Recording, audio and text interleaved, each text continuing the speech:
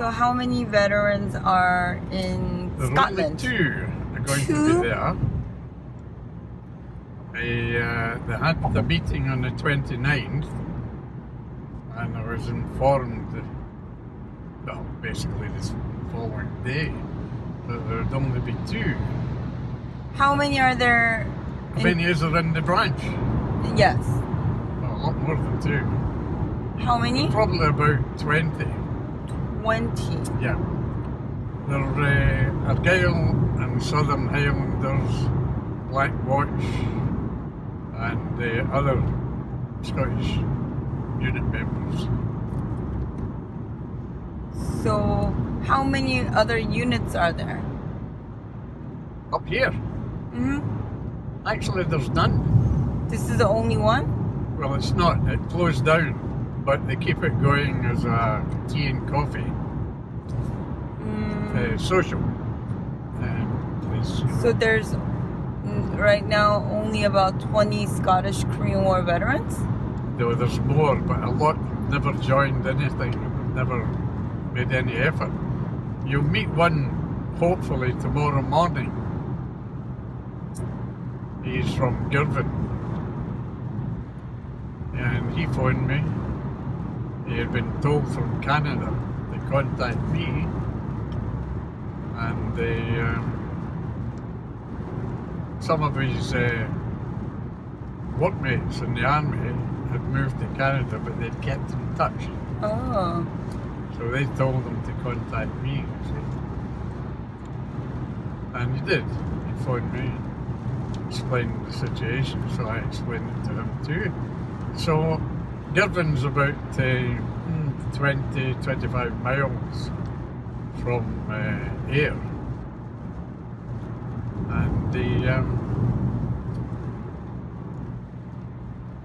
And we'll be pressed a bit for time tomorrow. We could take you to Girvan and other places and get you back to Glasgow, you see. So I don't hold it.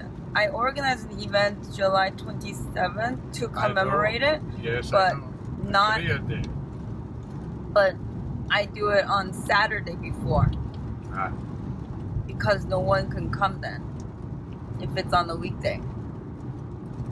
But you do it on a Sunday? we do it the nearest Sunday to the 27th. Yes, I do it nearest Saturday. Well, the reason for that is on Sunday there's, it's a day of rest mostly, you know. Yes, So the roads are a lot quieter, yeah. and people of my age or older, there's a lot of them can't drive, they're ill or disabled. So it's family who drive them. So they drive up to Alrewas with them on the Sunday. How many So gather? What? How many gather? Oh, there could be 100, 150, something like that. Oh, wow. Can be there. But they're not all veterans, right? No, there's the relatives and associate members, things like that. But it's a nice gathering. We have a nice service.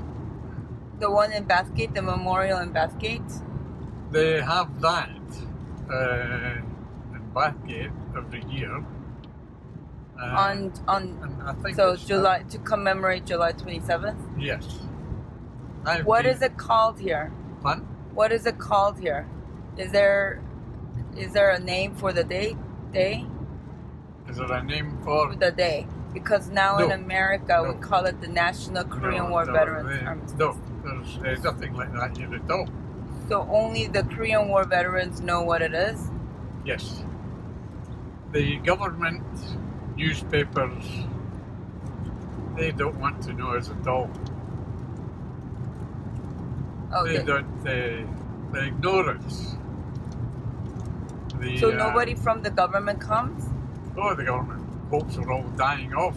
Hope we die soon. Save annoying them. One of my friends is in the Lords in London, in the House of Lords. Earl Slim, John Slim. And John, I've never heard of him speaking. He never speaks. He just goes there, collects his money, I think, and that's it. You've heard of Errol Slim, have you? No. Errol Slim of Burma. He commanded the British forces in Burma during the war. During the Korean War? No, during the 39-45 war. Oh. And they made him an Earl. He was a general, and they kicked him up to be an Earl. When did you serve in the Korean War? 1953, Oh, towards the end. yes, What month? the last 6 months. Oh, before the war? I mean, before the armistice? Yes. Oh yeah, I'm a veteran. So you were there when the Oh armistice? yes. Oh, I was took part in the so last battle of the Hook, and the Kumsong? last battle of 355. Kumsong? The last battle of the Hook. The Hook. A lot of people have been talking about the Hook. Can you explain that? Yes. It was a piece of ground, shall we say, in a valley, shaped like a hook. It stuck out into this valley, but it prevented the Chinese passing, and the North Koreans from passing. And they wanted it very badly.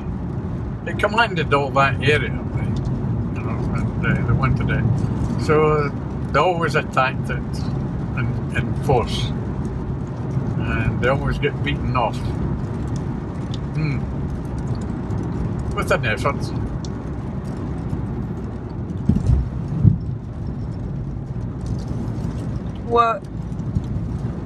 What was your assignment? I was a driver. I drove trucks. Wow. I was also a signalman.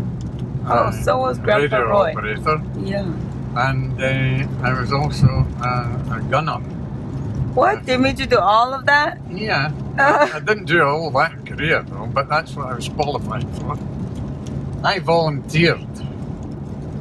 I was in a regiment, a fairly elite regiment, the Royal Horse Artillery, the 3rd Regiment, the oldest artillery regiment, or the oldest artillery outfit in the British Army. It was raised in India. You were raised in India? No, the regiment was raised Oh, the in regiment. India. Yes. Way back in the times of the Indian uprising and all that. And I was taken over by the British government eventually and incorporated into the Indian Army and then into Britain. My great-grandfather was a general in the Indian Army. Oh, in the Indian Army? Yeah. Wow, what year? Pardon? What year? When? Oh, in the 1800s. Wow. Yeah. He was a friend of Queen Victoria's. Wow. Yeah, she liked him quite much. What was his name? General Sir William Wiley.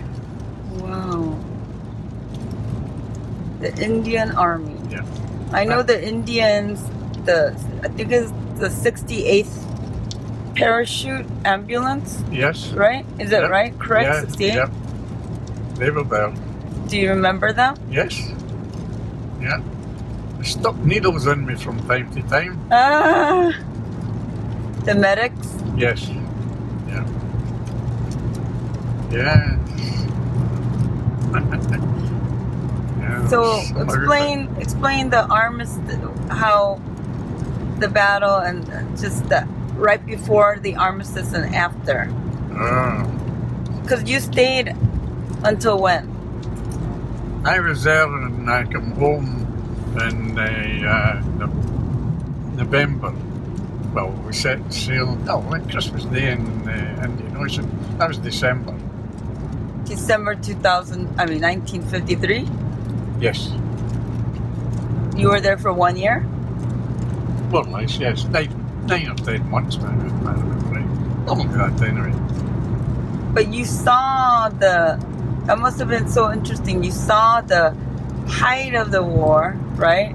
I mean, when the largest scale battle, right? Mm-hmm. Right before. And then, I don't understand. I heard that the armistice was signed, but they thought that they would negotiate a peace treaty soon after, right? The peace treaty never ever took place. I know, it was just a ceasefire, an armistice. But they were going to negotiate it. No, they wanted to replace it soon. Well, maybe the American government wanted to do that, but certainly the Chinese didn't want it. The North Koreans. No, there is so much been written about the Korean War. You said so much? Which does not get any publicity in Britain. As I've said to you, the British government would rather we all die. A lot of our members got or was exposed to the germ warfare. I don't know if you know that or not, but the American government did use germ warfare there. And probably that is the reason why most of our casualties are all dying off of cancer.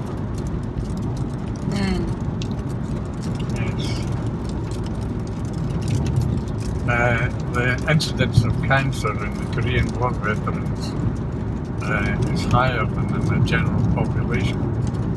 Really? Yeah. What kind of cancer? Every kind. Really? Because I know in Vietnam, because of Agent Orange, Yes, Agent Orange. that a lot of Vietnam War veterans have cancer, but I've never heard of Korean War veterans having cancer. Yes. Oh.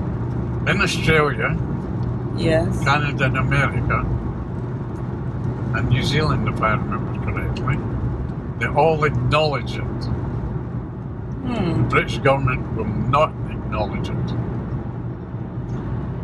There was a British woman whose husband died, and she had heard about the Australian people getting compensation. So she started a case up.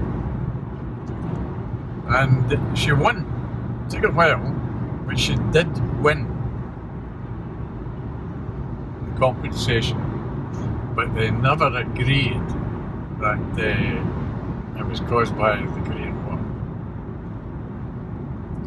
You can imagine if everybody who had cancer started claiming, what kind of money would we be talking? It would run into millions. I wonder what about the Korean War caused cancer? You need to ask the American government.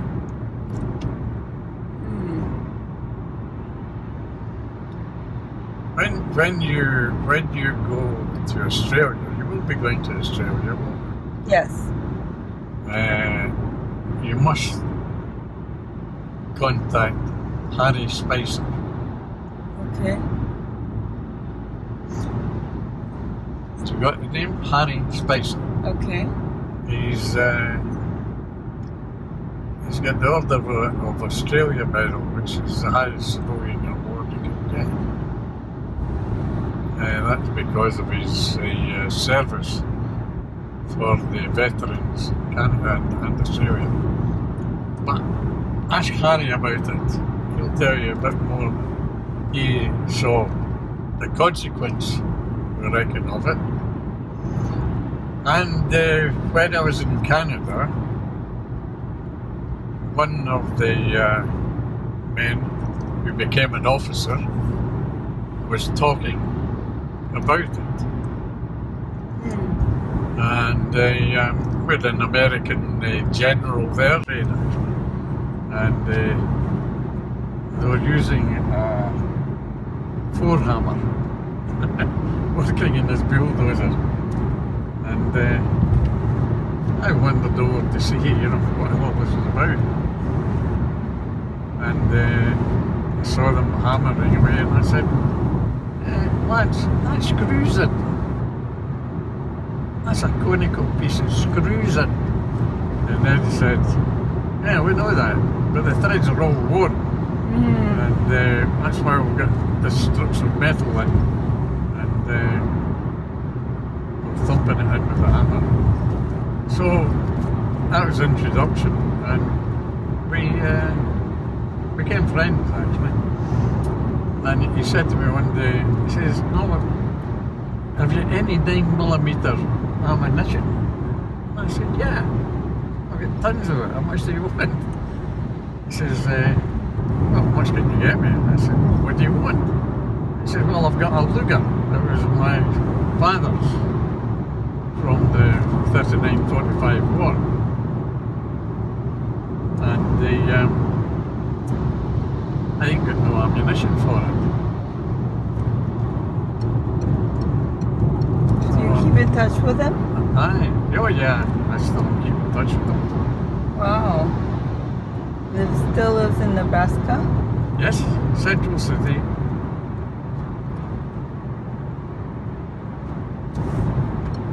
Why is the memorial here in Bathgate? Well, it was built or organised and paid for and built by the Bathgate branch. It was a much bigger branch then than it is now. So, no government money was ever applied to any memorial. Although the defunct organisation, the BKVA, when they closed, he gave £1,000 to them to help refurbish it. Oh. When was it built? Pardon? When was it built? Well, I don't know exactly its date, but it was quite some time ago. A few years ago, anyway. Yep. Like in the 2000s, in the 1990s, 80s? Yeah. I would probably say late 90s, early 2000s. But Alan Mackenzie up here will be able to tell you all about that. You'll have a difficulty in stopping him telling you, actually.